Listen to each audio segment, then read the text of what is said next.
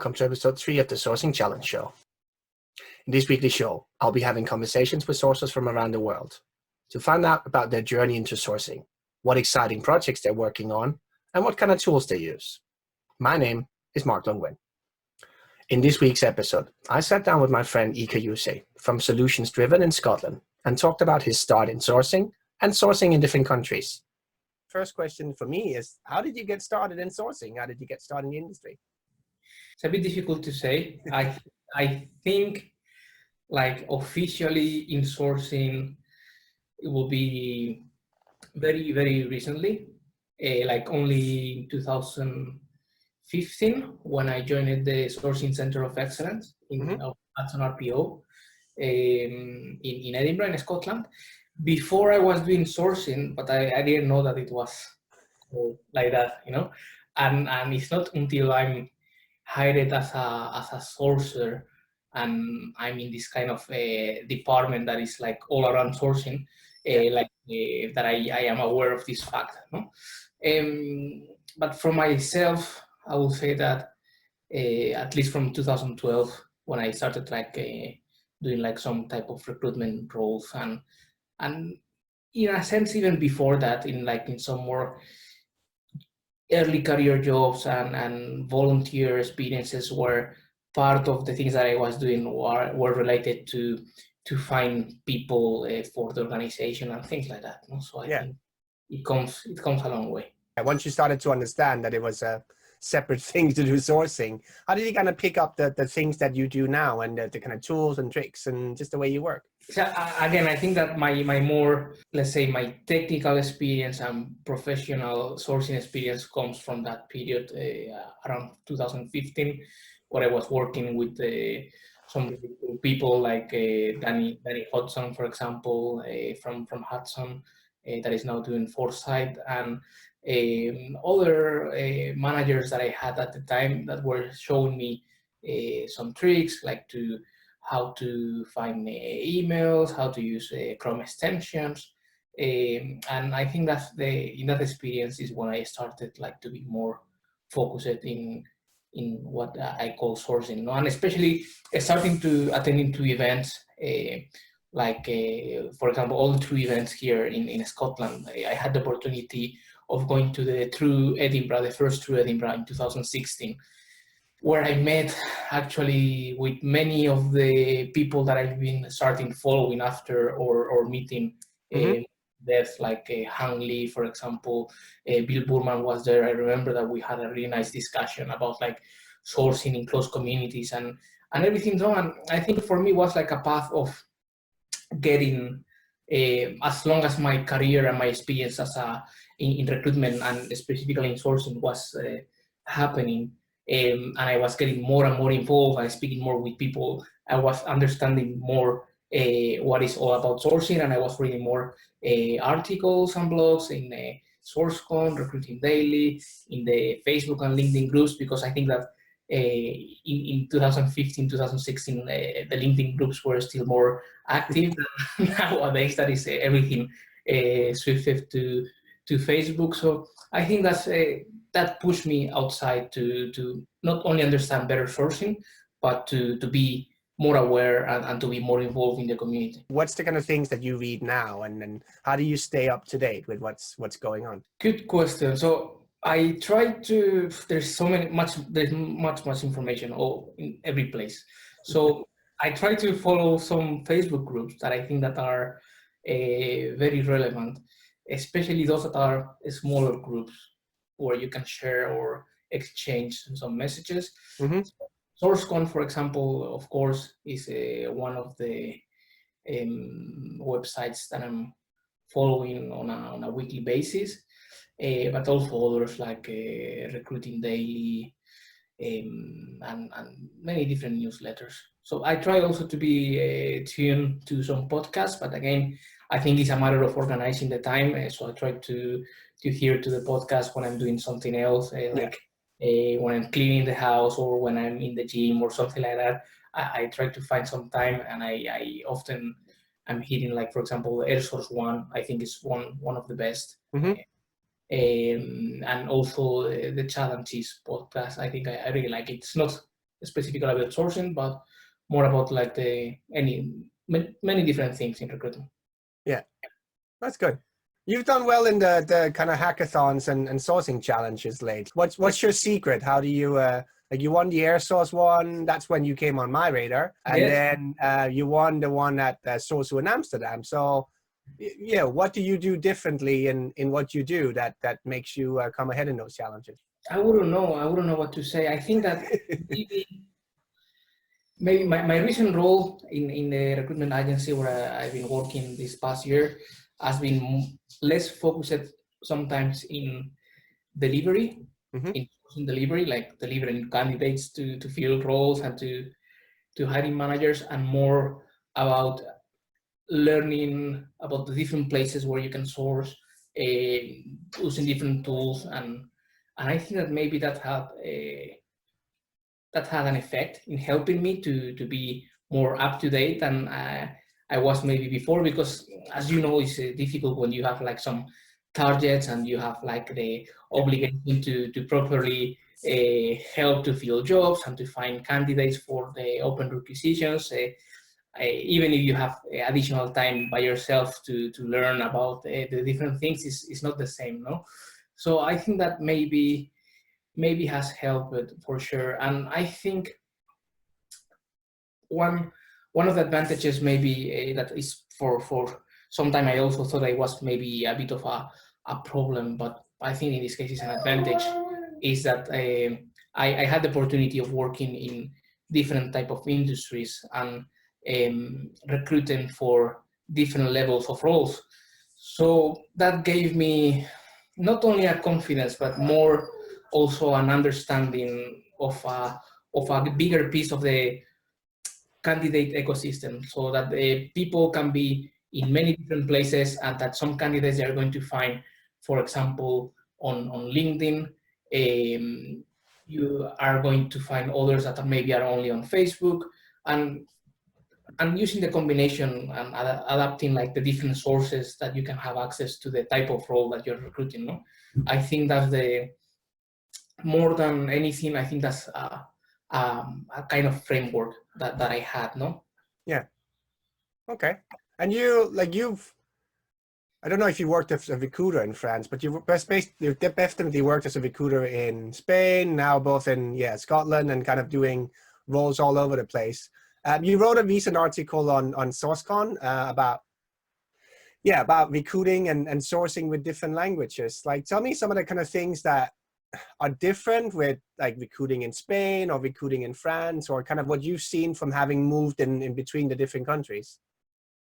So actually my first more likely recruitment job, like what I was doing recruiting and getting paid for that in 2012, was in France for a Spanish company actually, and it was like was completely outside LinkedIn, because it was profiles that were more related to mobile crane operators and truck drivers and things like that, no, and concrete pumps, things that were, of course, they were not on LinkedIn. So, and then I was doing like some kind of sourcing, for example, at that time, and I didn't know at all, because I was trying to find like some specific groups of people that were discussing things about that, and associations and everything. So I think in different countries, you are always going to have different channels that are more local, no? In France, you have Viadeo, in Germany, and you have Sync, Poland, you have Golden Line, and everything, no? And it's not only about that, but it's also knowing about how to communicate with the different people. What is the kind of approach that you're going to use? Maybe the same approach that you are using for a UK candidate is not going to work with a German candidate, because they expect a different type or style of communication, no?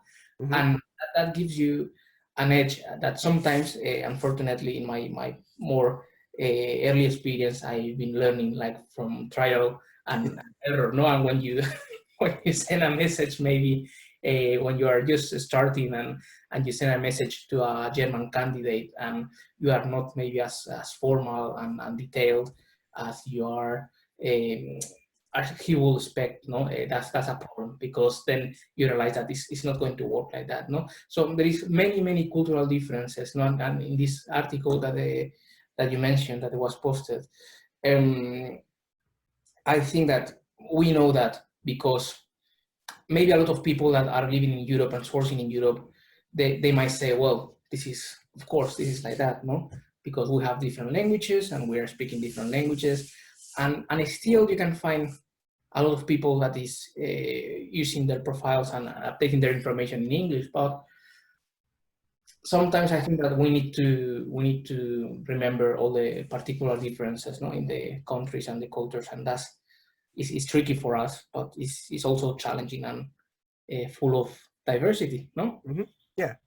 No, absolutely. No, I liked it. And it's like you could see it resonated with people, even if they didn't necessarily think about that there's like, in terms of a size, we're comparable to North America, Mm-hmm. but the way we recruit is very different because it's a language issue sometimes. It's a cultural issue a lot of the times. It's just looking at different channels, and some things will work in one country, but absolutely not in another one. And I think that's, I think especially for the American sources, that if they haven't worked with having to recruit in Europe, you might not have thought about it. And then if you get a role that you have to look in Europe, you're gonna do what you always do, and that might not work. If it's outside of the UK, it might work in the UK because like that's at least the same language.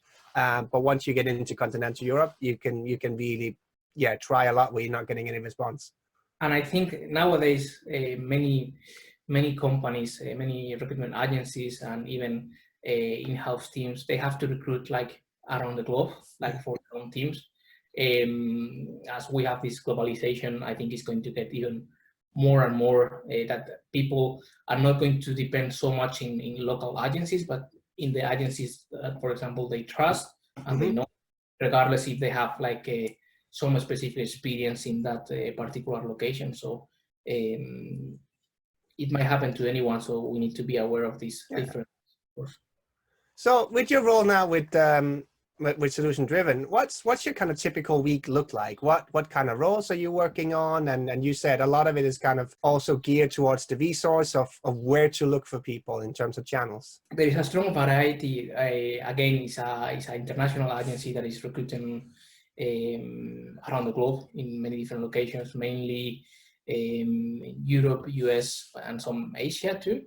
So, and every role is different. And my role, actually, what I do with the team is more about like helping them and guiding them, especially in the beginning of the process, to establish what is like the sourcing strategies and choosing which channels for that specific role they're going to use, what is going to be the approach, and sometimes to revisit if there is any issue during the process, no? And part of my work has been also very, well, a lot of time like dealing with vendors and trying to find new tools that the team can use internally and to improve like in a variety, not only for sourcing, that I've been recently trying like many kind of artificial intelligence and related tools, but also like it can be for video interviewing or for source screening at the beginning, like phone screening, these kind of things. So it changes a lot. It changes a lot from one week to another. There is never a similar week because you can have one week where the team is doing very well and the roles are, well, no problems, and some others where there is like a very difficult role, like a very senior position in a niche industry, in a remote location in Germany between Austria and Switzerland, where nobody wants to relocate. And then you have to find other things to do, no? But I think that the team, the majority of the times, are always able to find a solution quickly, and my role has been more like guidance and support. In terms of tools, like, is there any kind of tool that you use that you know maybe is not normal, or that you really like using? Is there any kind of tips on that that people might not have thought of?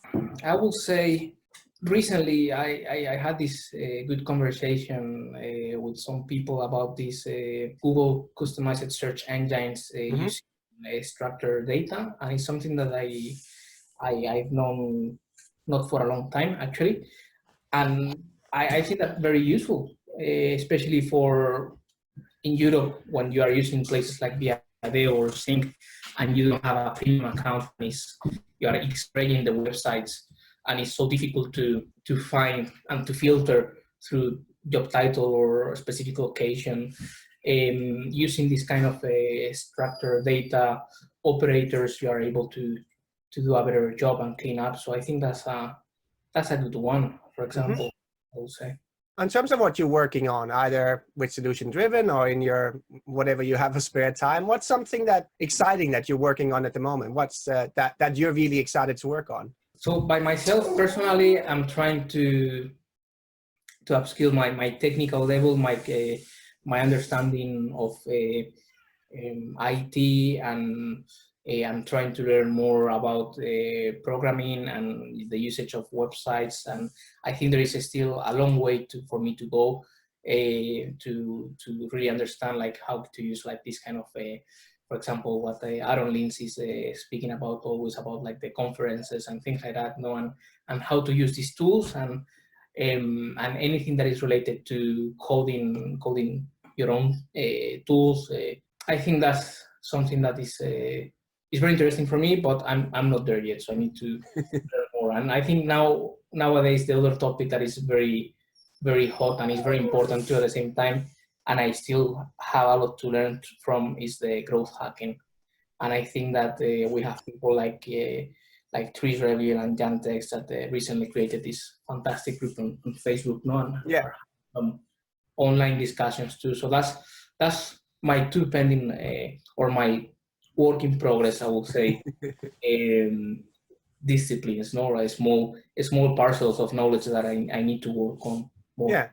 That makes sense. I mean, yeah, we all have kind of things, and like I do the same. If there's something that I don't understand, then it's like, what can I do to become better at that and learn something at the same time? So no, I completely agree with that. That's the kind of approach. Yeah, no, there is something also because I remember actually in one of the places where we met, like in Brussels, in Amsterdam, you did a presentation that I remember was really good because you introduced also the concept of using like video messages. Mm-hmm. So this is something that I've been trying to use much more, but I haven't succeeded to use it as much as I want. So it's also I think it's a really good strategy for some candidates, especially that are more unresponsive Mm-hmm. and but I need to put it in practice. So that's another one. No, exactly. I mean, that's the kind of thing I'm working on as well, finding out and A/B testing and trying like how can I do it without spending too much time on it.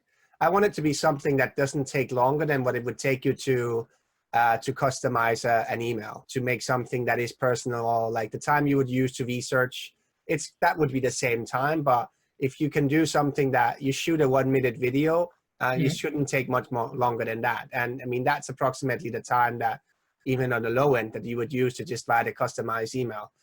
So that's the kind of place I want to get down to. Whereas there's a lot of customization, but at the same time that you have a kind of template way of doing it and then have the tools that makes it easy. But yeah, that's a lot of kind of trial and error and find out which tools work best with other things. I think it's important that to find the time and to put some structure, no, in the trial and error process, as you say, like not just getting like excited and motivated by using many different tools because there's like so many things that you can do, but more about saying, okay, so this is my time to put this to test it properly, and then and learn from that, no, and then because at the end of the day you still have a job to do with other things. Exactly. What's the biggest mistake you've made, either recently or in general in your career that you remember? I would say that maybe I'm guilty of sending email template message to more than 100 persons at the same time. I did that, the same message actually. But well, it had a context and an explanation. Let's say that was like early days of my career, and of course I learned that the outcome of that was losing time and completely damaging my brand and my reputation. So don't try to do that. I'm going to be interviewing a lot of different sourcers from around the world. What's the kind of thing that you would like to know from other sources? I think one of the questions that is important for me is like where they see sourcing going, and what kind of skills they think that are going to be important for them to learn, in the next years. We have there's always this discussion every year, people saying that sourcing, recruitment overall is going to be dead and everything is going to be automatized. And I mean, of course, technology I think is important, and it has a paper already, into all this, So I'm interested in seeing how the people that is currently doing the work think that they need to upskill their game and be prepared for what is coming next. So that's. What is your stance on that? Where do you kind of think we're going as sourcing, and Well, I think what's your fears and what's your hopes for it? Yes, I think that kind of I explain more or less what I see. I mean, from my personal view, and this is my personal view, sourcing as a profession is going to become more and more technical, regardless if you are recruiting for IT roles. At the end, we work mainly with information systems that are digital. So we're going to need to understand into more depth how these environments are operating and what are the things that we can do, unless we want to stay in the surface, because we see that communities are getting closer every day. So people sometimes is moving more to close groups, to applications where they are maybe only with some people that they know or that they want to be.